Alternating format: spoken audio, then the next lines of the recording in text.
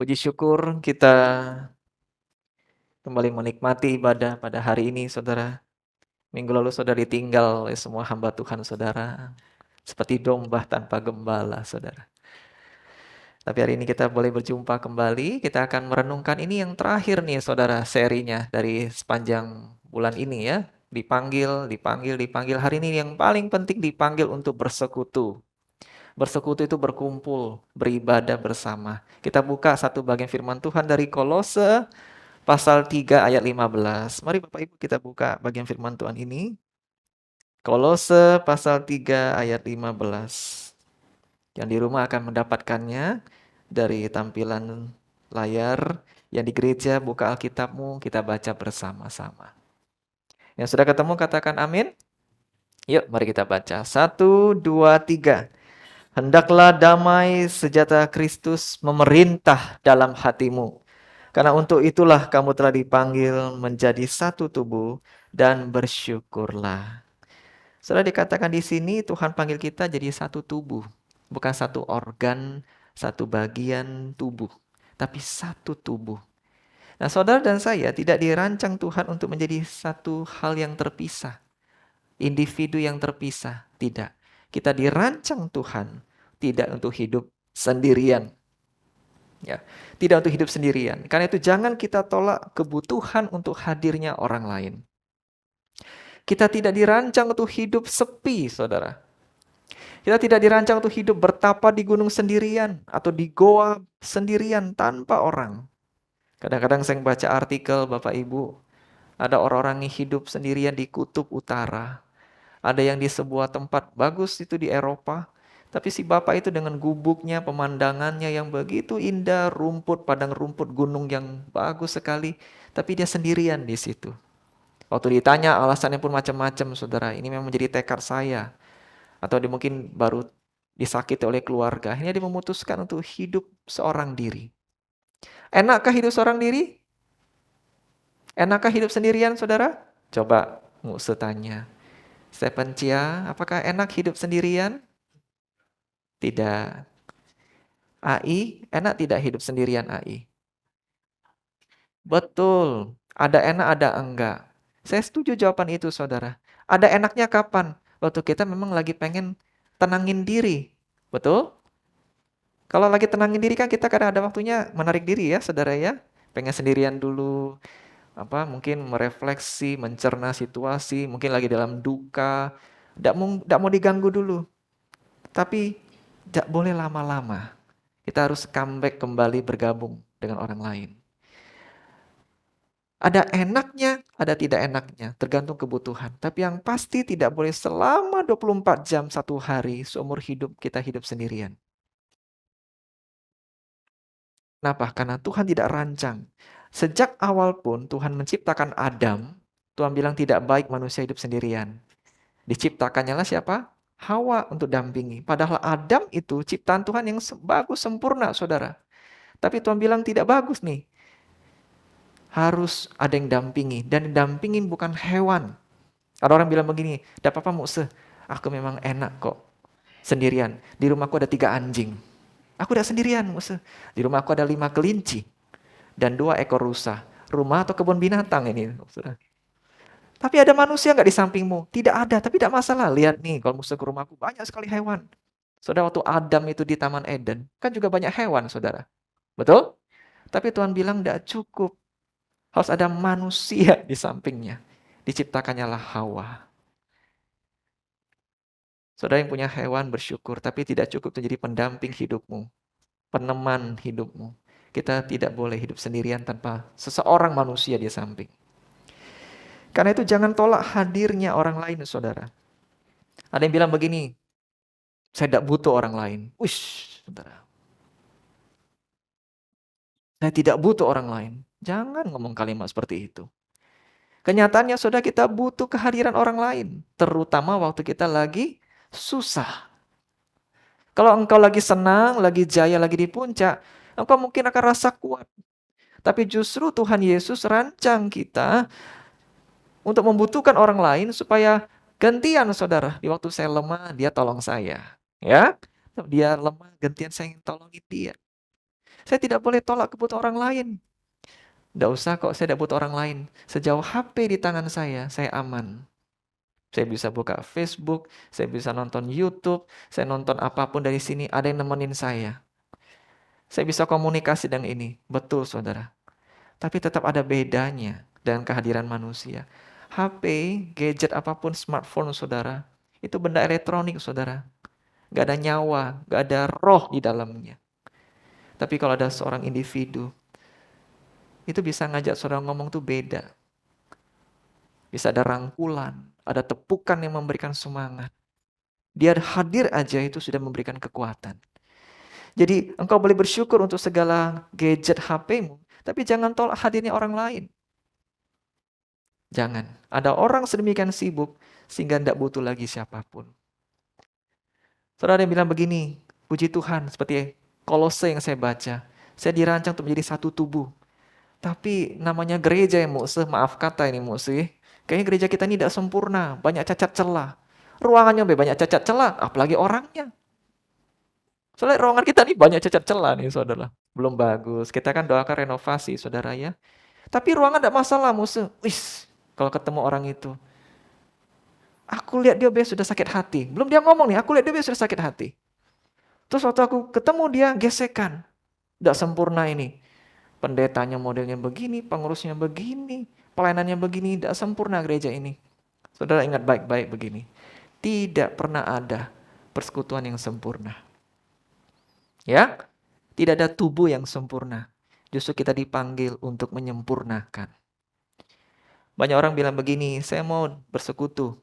Tapi saya kecewa dengan Fu Im Tong. Saya pindah ke gereja lain. Pindahlah dia saudara. Oh ini dia nih.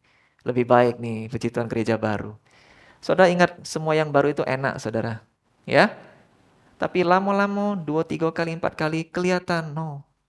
Hamba Tuhannya ternyata begini. Tidak lebih baik daripada musuh Ming-Ming. Kacau ini. Nah kecewa. Pindah ke gereja yang ketiga. Nah ini benar nih. Pendeta yang lebih baik daripada musuh Ming-Ming. Lebih baik daripada yang sebelumnya. Wah, dipujanya si pendeta. Wih, musiknya bagus, suasananya bagus, sempurnalah. Ini sorga yang sesungguhnya. Jalan 2 bulan, nah ketahuan. Majelisnya nipu duit, persembahan jemaat. Nah, ternyata mereka jadwalnya bisa dimain-main nih untuk konflik kepentingan. Nah, saya tambah Tuhan, antar hamba Tuhannya tidak akur. Saling jelek-jelekin di belakang. Wah, pindah terus. Saudara, tidak ada persekutuan yang sempurna. Tubuh tidak ada yang sempurna. Betul? Tapi tubuh yang tidak sempurna ini tidak pernah saudara benci. Betul? Saya tidak melihat tubuh saya sempurna. Saya yakin saudara pasti melihat ada aja yang tidak sempurna. Tapi waktu kita berdiri depan cermin, ada tidak di antara saudara yang cubit diri sendiri? Dasar kau jelek. Dasar kau tidak sempurna. Tidak kan? Setidak bagus-bagusnya tubuh kita, pasti kita rawat. Pasti kita usahakan lebih baik. Ada jerawat gimana supaya ngilangin. Lagi demam bagaimana supaya sembuh. Saya usahakan sebaik mungkin tubuh yang tidak sempurna ini jadi lebih better, jadi lebih baik. Saya berupaya. Karena itu saudara, tidak ada persekutuan yang sempurna. Tuhan pakai saya. Kalau saya masuk ke ibadah Fu Im Tong ini, saya buat ibadah ini lebih baik, saya doakan. Amin. Justru Tuhan kirim saya untuk buat ini lebih baik. Jangan Tuhan kirimlah saya untuk menjadi problem maker, pembuat masalah di gereja ini. Gereja ini kacau, lebih kacau lagi. Kalau bisa jadi tutup gulung tikar gereja ini. Jangan. Doakan Tuhan, aku tidak sempurna. Tapi doa-doa ya Tuhan, masuk ke ibadah ini, ke komsel ini. Aku mungkin tidak bisa buat banyak apa, tapi mudah-mudahan aku datang, bisa buat gereja ini lebih baik, lebih bagus. Amin. Membuat tubuh ini lebih baik. Menjadi berkat, bukan penyakit. Nah, kita baca satu bagian firman Tuhan lagi saudara. Kita buka Alkitab kita. 1 Petrus pasal 3 ayat 8 sampai 9. 1 Petrus pasal 3 ayat 8 sampai 9. Yuk kita baca bersama-sama. Yang di rumah dia silakan menyimak. Agak panjang tapi mari jangan sekedar baca, kita pahami. Yuk 1, 2, 3. Dan akhirnya hendaklah kamu semua seia sekata, seperasaan, mengasihi saudara-saudara, penyayang dan rendah hati. Dan janganlah membalas kejahatan dengan kejahatan, atau caci maki dengan caci maki. Tapi sebaliknya, adalah kamu memberkati. Karena untuk itulah kamu dipanggil, yaitu untuk memperoleh berkat. Ia sekata, seperasaan, mengasihi. Jangan balas caci maki. Nah, ada orang bilang begini, saya tidak mau masuk ke dalam persekutuan ini, ke dalam gereja ini, gara-gara uangnya ini, nah, sikap mereka ini. Tapi tahu nggak saudara, kadangkala yang salah itu bukan orang lain, tapi salah sikap sendiri. Kesalahan yang buat kita sulit hidup bersama bukan karena sikap orang lain kadang-kadang, tapi memang salah sikap sendiri. Ada orang yang diajak, yuk komsel yuk, mari ikut gabung. Nggak, ayo ikut. Malu, nggak apa-apa, ditemenin nanti. Kita kenalin kamu baik-baik. Yuk gabung dulu. Nggak. Diajak 2, 3, 4 kali, akhirnya orang juga capek ngajak. Betul nggak saudara? Lalu orang yang tidak diajak tuh ngomong, mereka ini tidak ngajak aku. Loh, kok diputar balik ceritanya? Kan kamu diajak. Orang-orang ini sombong di gereja. Lah, waktu diajak ngobrol, kok tidak mau ngobrol? Jadi kadang-kadang bukan orang tidak mau ngajak kita bangun benteng, saudara. Paham, Bapak Ibu Saudara? Kita bangun tembok. Kita nyalain orang lain, padahal kita sendiri yang salah. Orang sudah sukses semua bertumbuh, kita sendirian yang tidak bertumbuh. Orang sudah berhasil, semakin bagus karakternya, berbagi pengetahuan, keluarganya semakin bagus, bisnisnya semakin bagus, saling memberkati dalam komunitas Tuhan. Yang ini ketinggalan sendiri, saudara. Lalu enak-enaknya nunjuknya lain, iri lagi. Dia lupa, dia sendiri yang merugikan dirinya sendiri. Nah, kita perlu bercermin, Bapak Ibu. Jangan-jangan yang buat kita tidak mau bertumbuh, yang di rumah juga refleksi, bukan salah orang lain, komunitas, tapi memang salah diri kita yang narik diri sendiri. Diajak, kita memilih hidup sendirian. Jangan Bapak Ibu, itu merugikan. Dan itu memang bukan rancangan bagi Tuhan bagi kita. Karena itu kalau ada ibadah, hadirlah. Ada komsel, datanglah. Lawanlah iblis yang menawarkan ribuan alasan untuk menghalangi kita. Bapak Ibu jujur, angkat tangan ya. Maksud tanya nih, tidak dimarahi.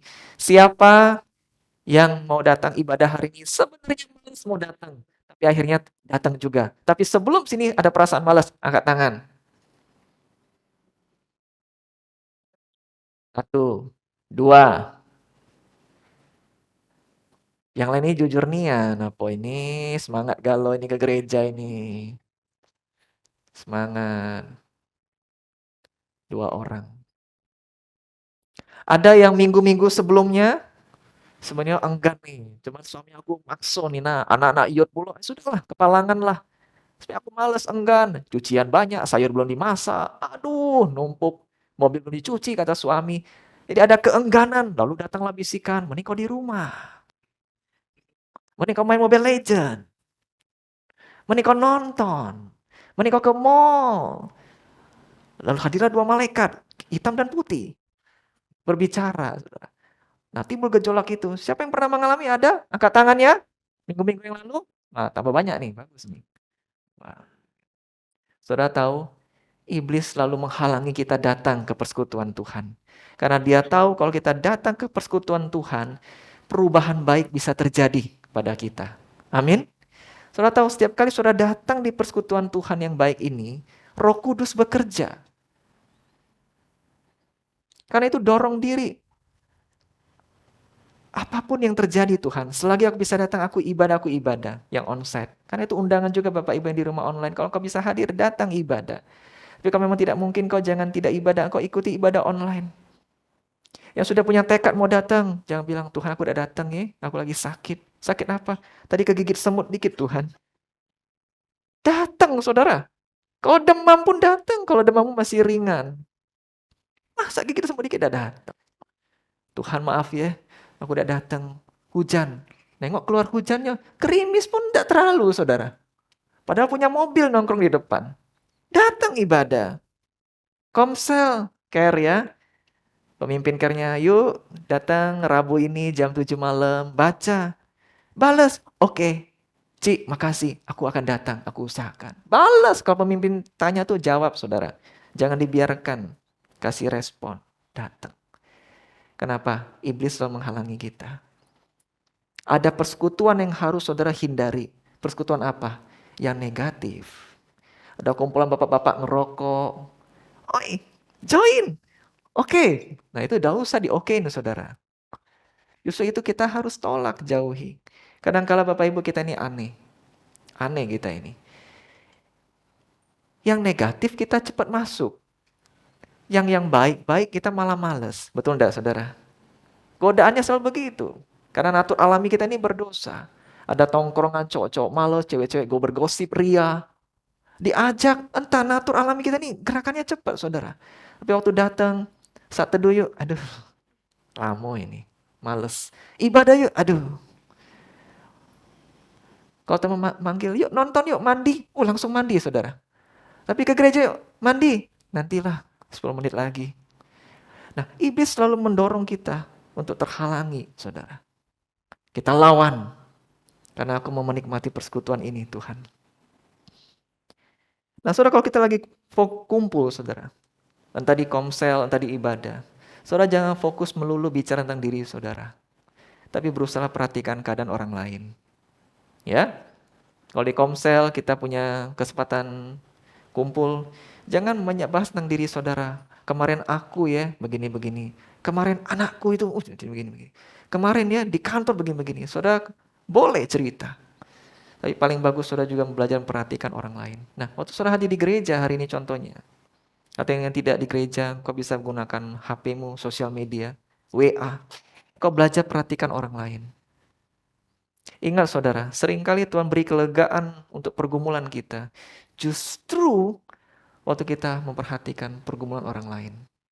Seia, sekata. Seperasaan dengan dia. Belajar memahami penderitaan orang lain. Saya membiasakan begitu saudara.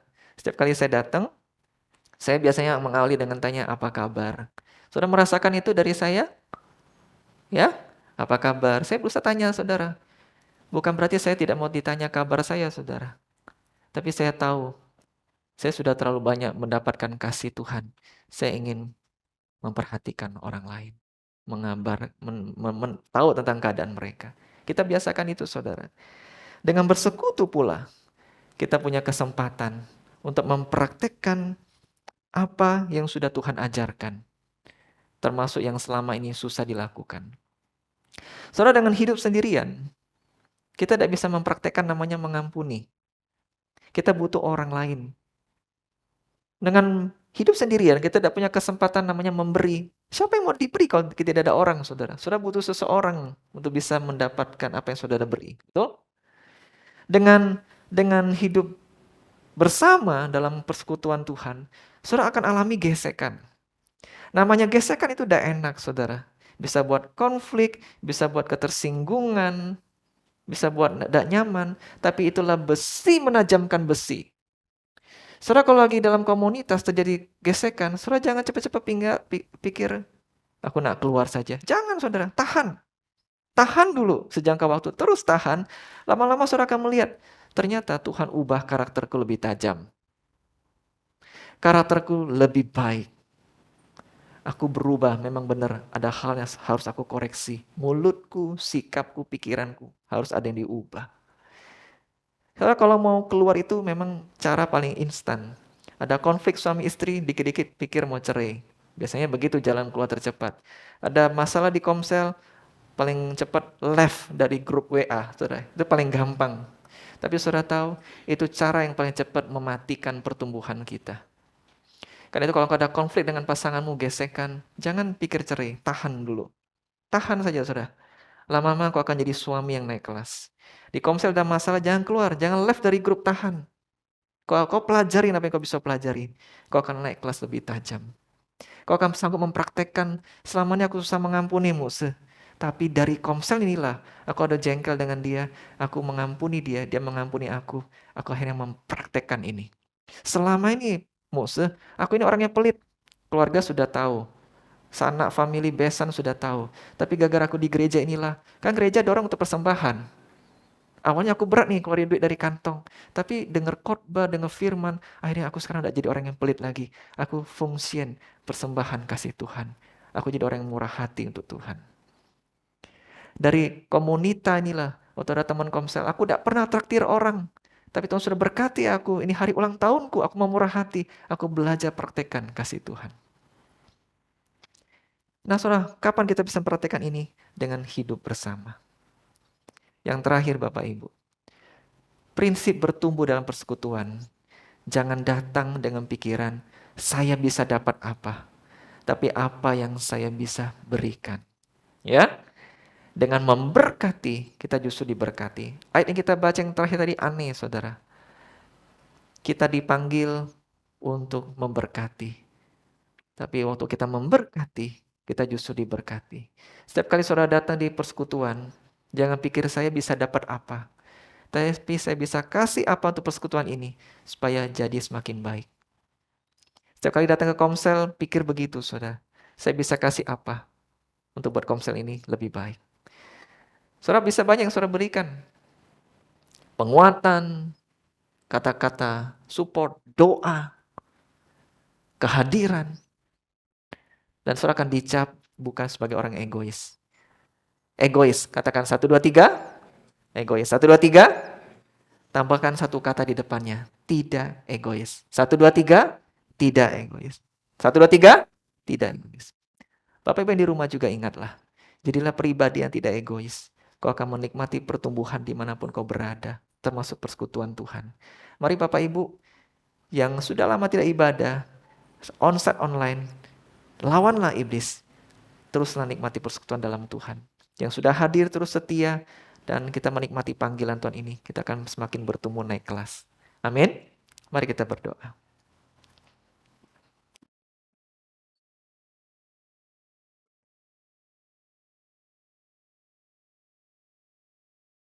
Bapa dalam sorga, terima kasih untuk firman-Mu. Kami bersyukur bahwa Engkau Allah yang memanggil kami untuk tidak hidup sendirian. Kadangkala Tuhan, mungkin ada rasa sakit hati, kepahitan, terluka, membuat kami lebih senang sendirian. Kami apalagi mungkin orang yang tertutup, tidak gampang ngomong, takut orang lain tahu terlalu banyak tentang diri kami. Tapi bantu kami Tuhan untuk menyadari sekalipun keterbukaan itu mengundang luka, tapi keterbukaan selalu sehat bagi kami. Tuhan bantulah kami, kalau ada dorongan iblis untuk membuat kami malas, kami lawan dengan kuasa Tuhan. Kami justru mendorong diri kami untuk hadir dalam persekutuan yang membangun. Terima kasih untuk firman-Mu, dalam nama Tuhan Yesus kami berdoa. Amin.